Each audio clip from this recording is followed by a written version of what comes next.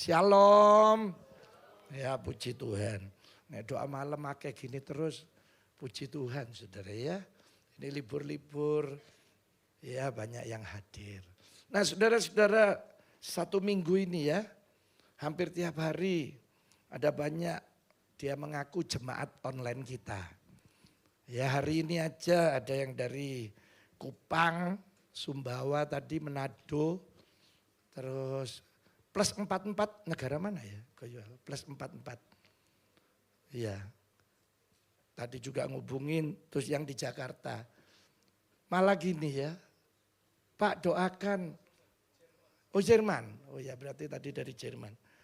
Nah saudara dia malah doakan lewat telepon ya Pak. Supaya saya dipenuhi Roh Kudus. Karena saya ada di luar kota. Nah saudara-saudara lah kita yang ada di onsite di gereja ini ya. Saya berharap malam ini saudara benar-benar minta dipenuhi Roh Kudus. Saya bergereja hanya di 3 gereja ya. Selama saya hidup ini karena pindah kota, jadi saya pindah gereja. Di mana yang saya ikuti dari 3 gembala ini ya. Satu gembala saya tidak mau tahu. Pokoknya guru sekolah minggu harus penuh Roh Kudus. Tidak penuh, off. Tapi saudara tahu gereja kami pernah gereja terbesar untuk sekolah minggu di Kota Malang. Ya. Nah sekarang saya ingin itu terjadi di gereja kita. Sekarang gereja kita juga sekolah minggunya salah satu terbanyak di Malang ya. Nah saya berharap pelayan-pelayan ini semua dipenuhi Roh Kudus. Kenapa? Saudara, satu, kita ini diganggu terus oleh roh jahat yaitu setan. Karena setan menentang Yesus dan kerajaannya. Otomatis kita akan diganggu terus. Jangankan pelayan, jemaat itu diganggu terus. Satu, digoda gimana caranya, enggak baca Alkitab, enggak doa, emosian. Ya pokoknya gimana caranya hidupnya enggak dekat sama Tuhan. Lah apalagi pelayan-pelayan. Kita ini pasti banyak gangguannya. Itu pasti wis. Ya. Nah yang kedua, saudara dengan teknologi yang canggih. Ini imannya anak-anak Tuhan beberapa mulai luntur. Kenapa? Dengan hanya 2 tangan, semua yang kita inginkan bisa hadir di hidup kita. Sehingga rasanya sudah tidak perlu iman lagi. Nah ini yang harus kita jaga. Kenapa? Karena nanti ada saat-saat tertentu yang semua tidak bisa. Tapi saya percaya hanya Yesus yang bisa. Ya. Ini baru tadi sebelum saya ke sini ada jemaat datang ya. Saya juga terenyuh ya. Anaknya masih umur 6 bulan. 3 klep jantungnya bocor semua. Masih umur 6 bulan saudara ya.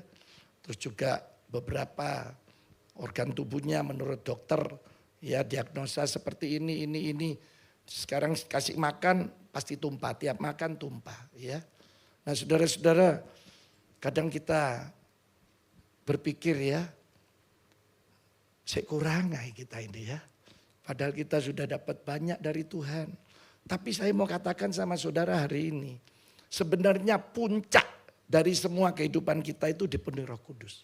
Kenapa? Karena waktu kita dipenuhi Roh Kudus, hidup kita ini akan berubah semuanya. Ya, makanya saya bilang setelah dipenuhi Roh Kudus harus mau dipimpin oleh Roh Kudus. Banyak anak Tuhan setelah dipenuhi Roh Kudus tidak mau dipimpin. Jadi tetap keras hidupnya ya. Tetap emosian, tetap melakukan hal-hal yang tidak baik. Pada Roh Kudus ingat terus ya. Ayo jangan, tapi tidak mau. Ya, Roh Kudus tidak apa-apa. Tapi waktu saudara mau, dia akan bawa kita terus. Sampai katanya Alkitab, nanti kita ini serupa dengan Kristus. Nah itu yang kedua alasan kenapa kita harus dipenuhi Roh Kudus. Karena sekitar kita teknologi sudah canggih. Ya. Saudara berikutnya kenapa kita ini penuh harus dipenuhi Roh Kudus. Saudara tahu ajaran sesat sekarang ya. Kadang masuk di otak kita. Iya ya ini masuk akal ya. Padahal itu sesat. Kita tidak terasa. Ya saudara. Tapi kalau ada Roh Kudus. Roh ini yang akan menolong kita. Memberitahu. Oh ini tidak benar. Ya. Saya punya teman. Begitu setia sama Tuhan. Saya tidak tahu ya. kok tiba-tiba kena satu ajaran, jadi sekarang naik jalan pagi di atas.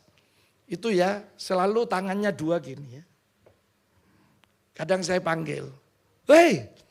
Enggak mau. Jadi sudah tidak boleh lihat orang lain. Ya, jadi di ajarannya sudah tidak boleh. Ya, saya gini, waduh cek sano ya. Nah, saudara-saudara, begitu banyak ajaran-ajaran hari ini ya. Belum lagi nubuatan, oh macam-macam saudara ya. Ya, saya tidak tahu memang dari Tuhan apa enggak. Tapi yang jelas nanti kalau saudara dipenuhi Roh Kudus, saya percaya Roh ini akan menolong kita.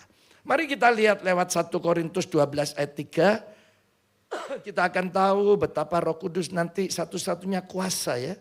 Yang dapat menjawab, memuaskan semua kebutuhan kita. Mari Bapak Ibu Saudara kita baca ya. Karena itu aku mau meyakinkan kamu bahwa tidak ada seorang pun yang berkata-kata oleh apa? Roh Allah atau Roh Kudus dapat berkata terkutuklah Yesus. Tidak mungkin. Jadi ini langsung nanti ada perbedaannya ya. Dan juga tidak ada seorang pun yang dapat mengaku Yesus adalah Tuhan selain oleh apa? Roh Kudus. Jadi saudara jelas Alkitab hanya pekerjaan Roh Kudus yang membuat saudara hari ini bisa melekat sama Tuhan.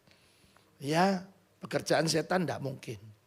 Nah, saya mau akhiri sekarang mari kita lihat betapa dahsyatnya kuasa Roh Kudus ini ya. 1 Yohanes 4 ayat 4. Ayat terakhir yang kita baca. Setelah ini nanti kita akan masuk dalam doa. Saya sudah ada pengurapan untuk sakit ya. Jadi langsung aja nanti yang ingin dipenuhi Roh Kudus maju. Sebab saya percaya kalau saudara sementara sakit, saudara dipenuhi Roh Kudus. Saya percaya Roh Kudus akan menyembuhkan saudara. Ya, saya percaya itu akan terjadi ya. Mari saudara sekarang yang baca ya. 2, 3.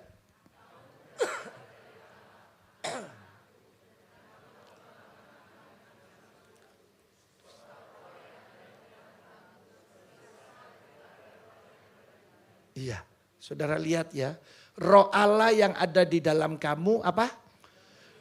Lebih besar daripada semua roh yang ada di dalam dunia ini.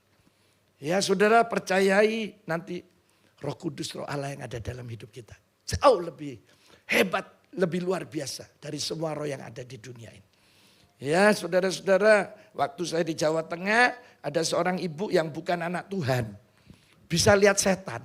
Ya. Saya bilang, Bu, daripada lihat setan, minta lihat malaikat gitu loh.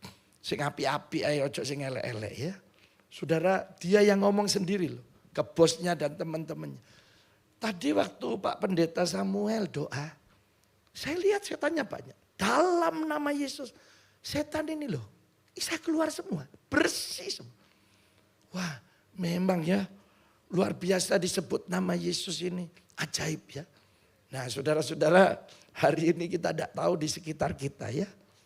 Ya banyak roh-roh jahat, kuasa gelap. Tapi kita tidak mau ngurusin ya yang di sekitar kita. Sekarang yang kita urus selama Roh Allah ada di dalam kita, Roh Kudus. Dia roh yang jauh lebih besar dari semua yang ada di dunia. Nah itu kalau ada pada saudara dan saya, betapa dahsyatnya hidup kita. Mari saudara malam ini saya cuma rindu. Saudara mintalah ya. Terus nanti yang kira-kira apa yang tidak benar dalam diri kita coba mulai dibuang. Minta ampun. Tadi seorang ibu yang minta doa. Saya cuma seperti ada yang ingat. Nah, Bu, mungkin ibu kepahitan ya. Coba kepahitannya dia. Oh iya. Ah, ya, saudara ya ternyata kepahitan sama pasangannya. Nah saudara mungkin hari ini saya tidak tahu saudara mungkin ada hal yang tidak baik dalam diri kita karena ini Roh Kudus.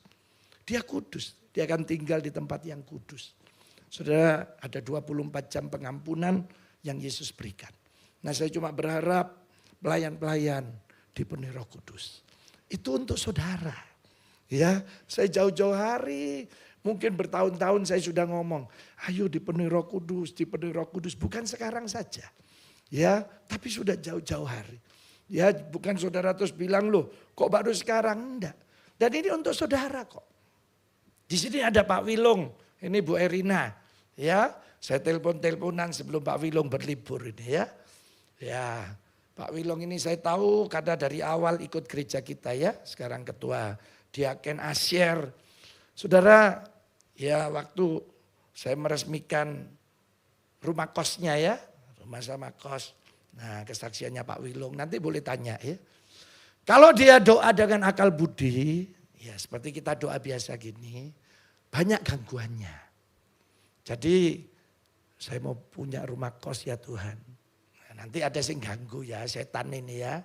Gak iso, kamu pegawai mana bisa punya rumah kos. Nah saudara, jadi gangguannya banyak. Tapi Pak Wilong bilang, kalau saya doa dipenuhi Roh Kudus Pak. Nah, waktu saya berbahasa roh saya yang doa sama Tuhan. Nah ya, akhirnya bisa dapat. Nah satu, saya bilang nanti kamu punya 5 rumah kos loh Pak Wilong ya. Nah, ya, amin. Terus sekarang yang kedua, mau beli di Sawo Jajar. Nah dia bilang sama Bu Erina istri ya. Wis kita doa bahasa roh. Ya soalnya pakai ini banyak gangguannya. Betul ya Pak Wilong ya? Nah itu loh ada saksinya itu Pak Wilong. Nanti tanya ono dewe wawancara sendiri ya. Ya puji Tuhan saya sudah meresmikan rumah kosnya yang kedua.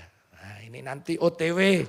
Iya rumah kosnya yang ketiga. Keempat, kelima. Nanti mari kelima nanti tak omong gimana. Ya mungkin 15 atau 20 rumah kos ya. Oh iya siapa tahu nanti saudara dapat gratis 1 kamar ya. Nah, ini ya. Saudara tapi betul. Kadang saya tidak dapat sesuatu gitu, aku gak jaluk ya. Kok soleh ya? Terus saya diingat no ya. Ya iyalah. Ya kamu nih doa pakai bahasa roh. Kan saya tidak tahu kalau roh saya lagi doa apa sama roh Allah. Makanya malam ini ayo saudara. Kita minta dipenuhi kuasa Roh Kudus ini. Roh Kudus akan memenuhi kita, tandanya kita berbahasa roh. Ya 2 Kamis lalu kalau tidak salah. Saya ada Pastor Yoel. Ada Pak Wilong, ada jemaat di sini ya. Ya mulanya biasa. Terus dia bilang ayo mulai nyembah. Nanti saudara mulai nyembah ya. Bilang haleluya, puji Tuhan. Terus. Ayo lepaskan kalau ada ya yang ganjel, pengampunan lepaskan. Terus. Sampai dipenuhi Roh Kudus. Akhirnya jatuh. Nah itu loh jemaat. Punya kerinduan seperti itu. Nah musuh pelayan. Gak punya kerinduan malah doanya ngewes. Saya ngene iki saja nih kate doa, apa kate ngrungokno aku ngomong ya. Cobalah saudara mulai ya. Berdoa yuk dibuka suaranya menyembah. Percaya saya dia Bapak yang baik. Kalau dia ada bersama kita, karena ini roh penolong. Dia akan menolong kita di semua sektor. Ya, tidak usah takut. Nanti saudara kemana aja akan ditemukan orang-orang baik. Roh ini yang nolong ya. Nah, ini kadang istri saya ini kan nek mau berangkat takutan, ini besok mau ke Australia ya. Tadi ngobrol-ngobrol di mobil ya, kangen arek-arek. Ya sebudalo wis. Ya kadang dia takut. Di apa, di pesawat DWA dia. Ya tak omongi wis kamu jadi pilot aja wis. Ya. Tapi heran nanti setelah sampai, duh Pak mau ketemu ya orang baik gini. Nah sekarang siapa yang melakukannya? Ya saya percayalah Roh Kudus yang ada dalam diri kita. Makanya malam ini ayo saudara punyalah kerinduan yang besar. Kita